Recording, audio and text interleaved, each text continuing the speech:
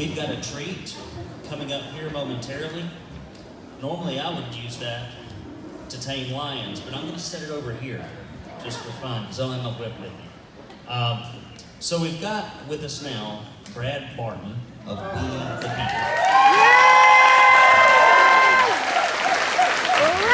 Met him in the back, very nice gentleman. Brad Barton was raised in a Christian home in northeast Louisiana where he was taught right from wrong, moral absolutes, and an undying love and uncompromising belief in God and country. Brad comes from a background of teaching and coaching, graduating from Louisiana Tech University in '93 with a bachelor's in education, and went on to complete his master's degree in '95 from Baylor University. He has taught school and coached in both Texas and Missouri for a total of 11 years, 9 of which he served as head boys basketball coach with an excellent record. For the past 15 years, Brad has worked in marketing and consulting in Chattanooga, Tennessee. He's helped thousands of people to a better life, whether it be financial, self-esteem, personal development, success, and leadership principles, or simply dreaming again. Brad is happily married to his beautiful wife, Kristen, and they have 3 awesome children. Brad, please come on up, buddy.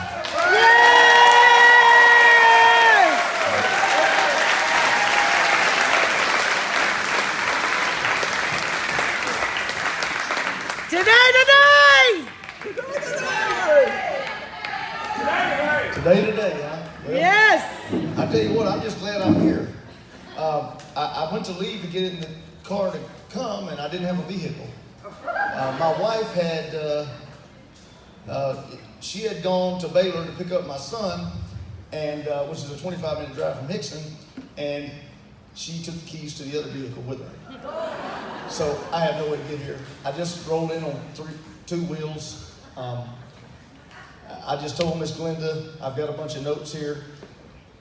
I'm fixing to wing it, okay? All right. It's been a crazy day. It started out, Just get those notes to Lynn. I was on a Zoom with General Flynn today. I was on the phone with Lynn Wood for an hour, and now we're here doing this tonight. So,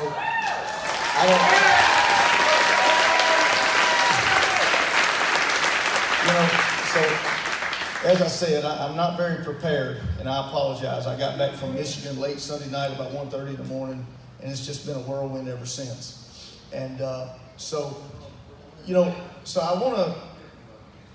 I'll do my best here in a few minutes I have. I told my wife, I said, I've got 20 minutes. I don't think I can fill it. And she said, that's never happened before. Not been a problem. So, anyway, I want to thank Tennessee Stands, first of all, for asking me to speak, and I'm honored. What you see is what you get. It's not much, but God gives you what you need. And so I'm going to talk for a few minutes just about freedom. I think that's the motto here tonight, isn't it? This is the theme. I want to ask you real quick, I want you to think about for a minute, how many Tennessee Volunteer fans do we have here in the house? That's not very, the rest of y'all you like them too, but you're ashamed or something? Or what? We live in Tennessee, right? Is it Vanderbilt or what's the deal? Georgia, Alabama? Oh, no, so you got them Alabama people in here. Okay, well, all right, well, I want you to imagine. Now, I'm going to go ahead and confess, I'm an LSU fan. I grew up in Louisiana, okay? Don't talk to me elephant people, okay? Now, I will say this, I live in Tennessee today, so I do root for Tennessee as long as they're not playing my roots. You can't get them far from your roots, okay? And family, faith, who you are. And but I want you to imagine, and it's going to be very easy for some of you to do this. I want you to imagine that your favorite team is playing in the national championship. You're supposed to laugh. Okay? That's Tennessee, right? Okay, or whoever. Okay? Now, they're playing in the national championship, and we got the new coach, Heupel, I think that's his name, the quarterback from Oklahoma, the hot shot guy. So anyway, he's got the balls rolling, and you're playing whoever in the national championship game. And I mean, it's been a long time. We've been through Butch Jones. We've been through the bricks. We've been through everything. We'd like to throw some bricks at him, right? Right, we've been through it all. And you get there and you're so excited. I mean, we're finally there. And the first quarter, you go out there and Tennessee is kicking butt. I mean, we are steamrolling. It's 14-0 at the end of the first quarter. And at the end of the second, going into halftime, it's 28-0. And you're thinking, buddy, we got it made now, right? And you come out the second half, and the coaching staff has a little change of game plan. They said, well, you know, and I know this well because I coached for a long time.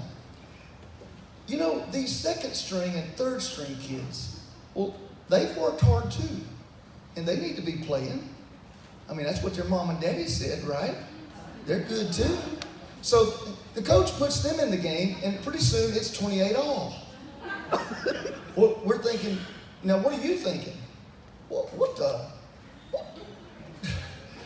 You're ready to throw stuff at the TV, right? Then, it doesn't stop there. The fourth quarter, he says, you know what?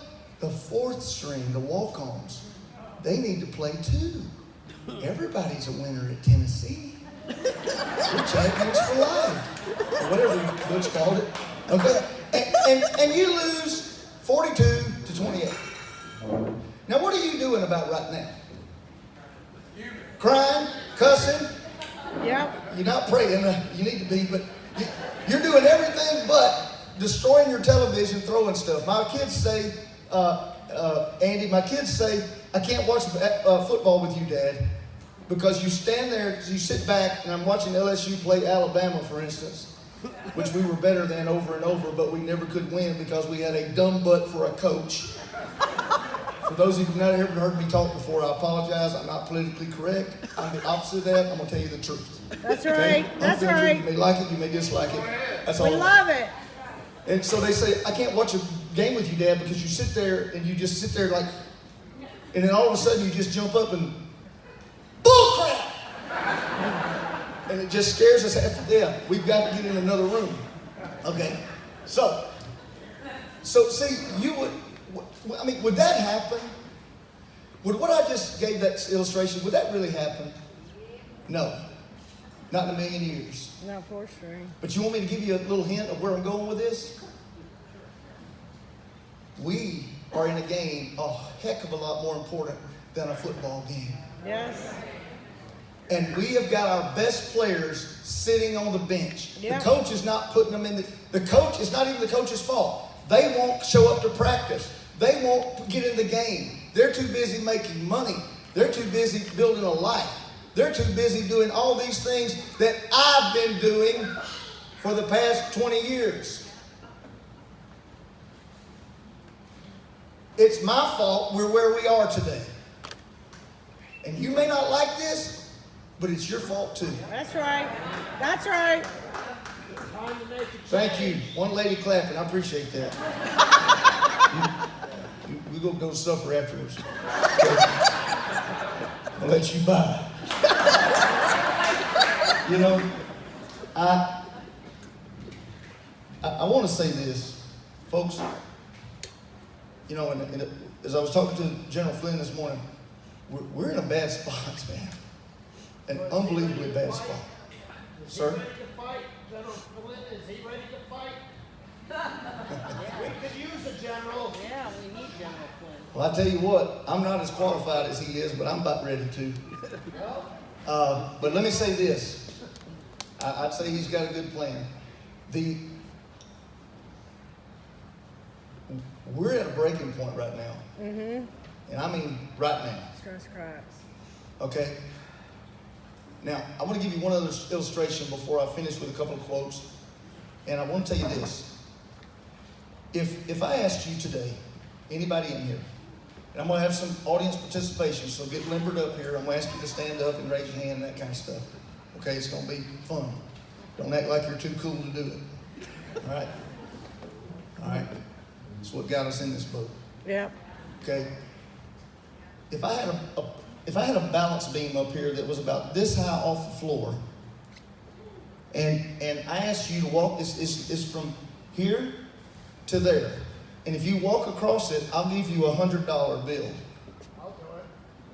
If you would do that for a $100 bill, please stand. Now we're going to know the liars because they won't stand up. Okay? I'll be waiting for All right, now, higher stay standing, people. stay standing. Stay standing. But let me ask you a question. If I took that same scenario and I put it in the middle of New York City, 80 stories high between two skyscrapers, with no net, people's already said no. Would you walk across it to get the $100? If you would, stay standing. Now we're going to tell the other liars. Either you're hard up for $100 or you're as crazy as I am. Okay? All right. But now let me ask you another question. In all seriousness. If that other building was on fire and your little child was standing over there at the top and he was screaming, "Daddy, Mama, save me. I'm going to die." How many of you now would walk across that building and stand? Yep. Friend, that's what's going on right now in our country. Do you understand this?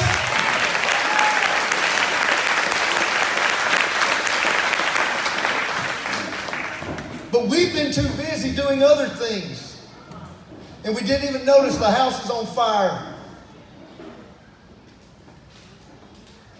You know, the founding fathers, you know, it was taught that you go to Washington, you go to wherever, you serve your time, and you come home. Yep. You're supposed to serve the people. We've got a group of people now that are not serving the people, they are being served. It's all about special interests. It's all about the almighty dollar. It's all about all of these things, and they're being served. Let me tell you something. These people are the enemy of us. Yes. Okay? And I'm just calling them out. Okay? Let me tell you something. You can say what you want about Trump, like him, dislike him, whatever. I don't really care. Here's what I do know. The man gave up billions and billions of dollars. His net worth is way down. He did it all. He didn't need to do this. He did it for his country. Yep. Okay? Yep. Yep.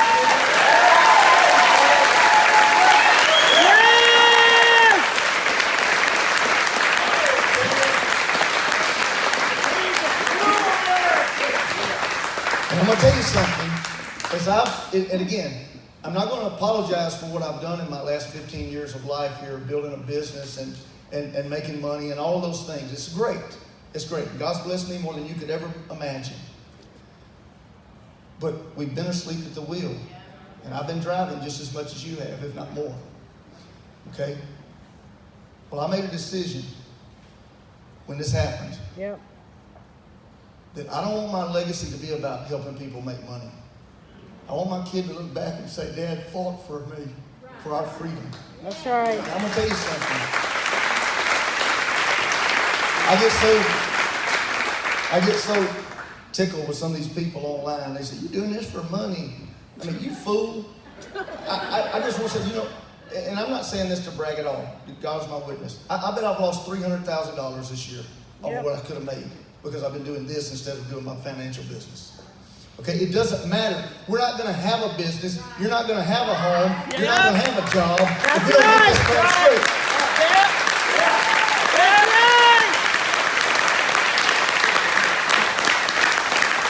You know, Thomas Jefferson was quoted saying, "How little do my countrymen know what precious blessings they are in possession of, and which no other people on earth enjoy." John Adams said, "You will never know how much it has cost my generation to preserve your freedom." I hope you will make good use of it. We just let it go. And finally, Samuel Adams said, "If you love wealth better than liberty, the tranquility of servitude better than the animating contest of freedom, Go home from us in peace. We ask not your counsel or your arms. Crouch down and lick the hands which feed you. May your chains set lightly upon you, and may our posterity forget that you were our countrymen.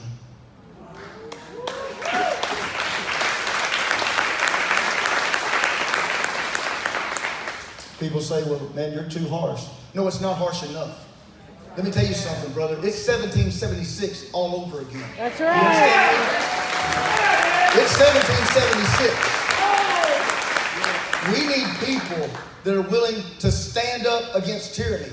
We need people that's willing to, and again, I'm not trying to tell you what to do. It's up to you and your heart. But we need people that are willing to stand up to corporate America and say, no, you will not buy me. You will not force something upon me and blackmail me with money. I'm not going to do it. I don't care if I have to sell my house and move somewhere else. I'm not going to do it. When we get enough people that's willing to stand, Stand up. That's right. when we find enough people willing to stand, we will solve the problem we have in our country.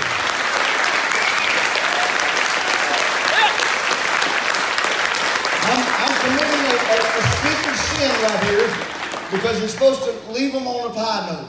But I've got to say one other thing. Say standing up. You might not stand back up if I let you sit down. You know, here's the thing. And I'm going to say this.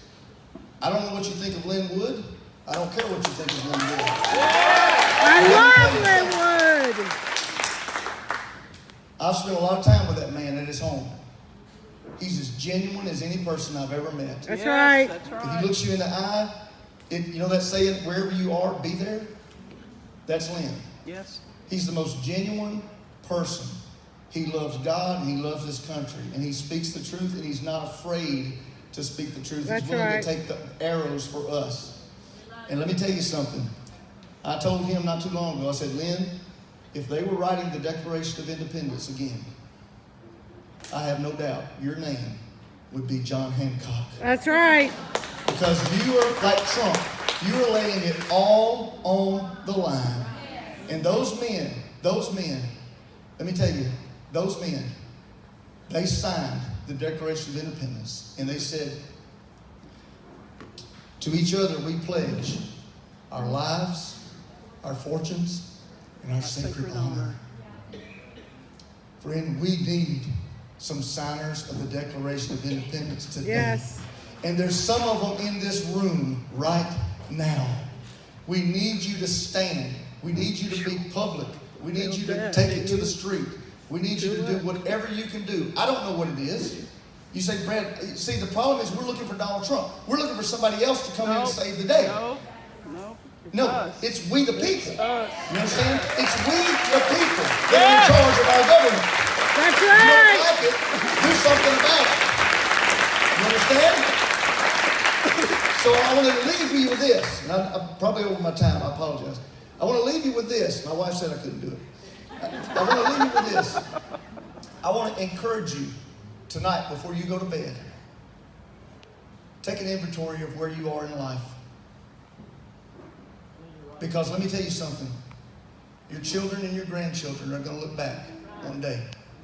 And they will say, why didn't you stand for me? That's right. Why didn't you do what you had to do for us?